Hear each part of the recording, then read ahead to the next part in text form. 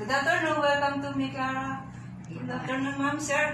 Ano pong nagustuhan natin at dito po kayo nagpa-book sa Felicia? Sa Mikara. Compare sa ibang units, mas nakita ko na spacious siya. Marami siyang room for improvement and good investment siya compared to others. As well as the exact place itself, hindi siya crowded. So, magandang magtayo ng business in the future. So, maraming opportunity na naghihintay sa ganitong klaseng place. Kayo, sir, ano bang magandang nakita niyo dito at nagustuhan niyo talaga dito? Katulad din ng sinabi niya, maluwag, maganda.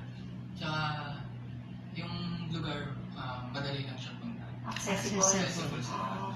Ay, kamusta naman po at ako po ang nabili niyo magiging ahente niyo?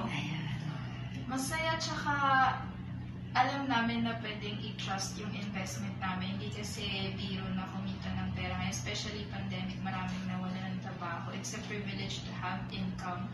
So, hindi basta-basta na pinagkakatiwala yung pera. So, mahalaga na magkaroon ng kilalang agent.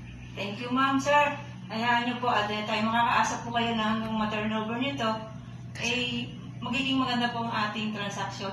Thank you. Salamat po.